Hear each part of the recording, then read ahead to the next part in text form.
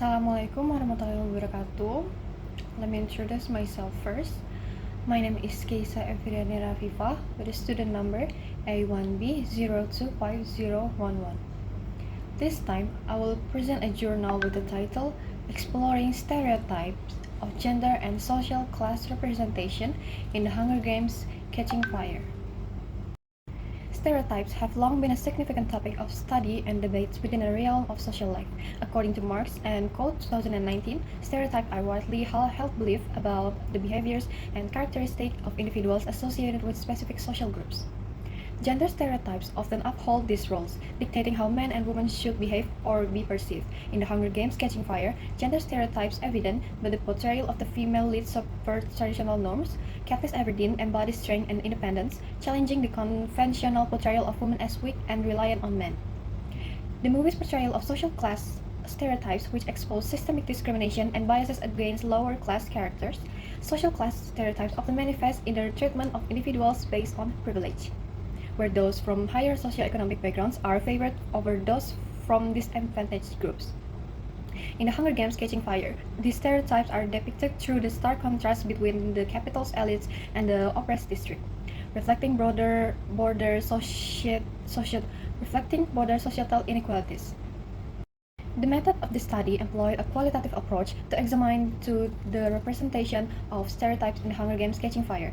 This approach was chosen because it was allow for an in-depth analysis of textual and contextual elements within the film.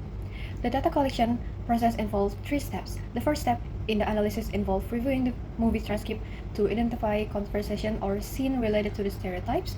Once relevant content was identified, the next step was to categorize this conversation into 2 main types: gender stereotypes and social stereotype. Based on their content and context, finally the categorized data was compiled for further analysis, ensuring the systemic approach to understanding the portrayal of this stereotype within the movie.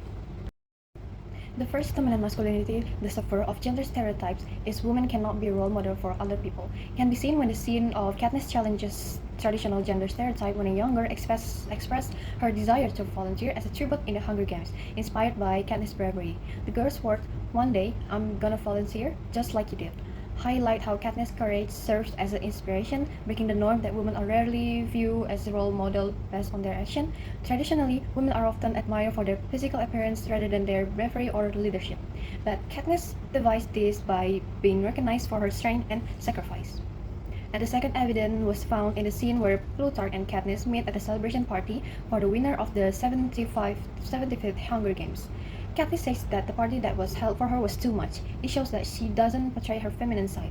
In the capital, she is supposed to portray femininity in specific manner, such as beautiful, graceful, and enjoying luxury. However, her restlessness at gathering reflects her opposition to the prescribed roles.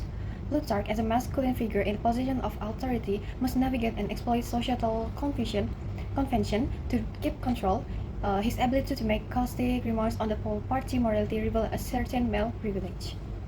And the femininity evidence, where Katniss and Max discuss acts of bravery, provides insight into gender stereotype and depicts female strength and inspiration within the narrative. The dialogue between Katniss and Max are highlight themes of female solidarity and mutual inspiration. When Katniss says, "It was really brave," to Max because she replaced someone else to compete in the Hunger Games, it shows a positive stereotype of women supporting each other.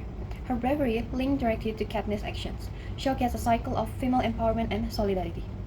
And next to the social stereotype. The high-status social stereotype piece of evidence was discovered when a lavish party was to be held at the Capitol. There is a social gap between the residents of the Capitol and District 12. They have the extract coal and give it to the Capitol cheaply. The Capitol's arbitrary action toward the some district have left them worse off, and they have a barter when they need food. And the low-status social stereotype.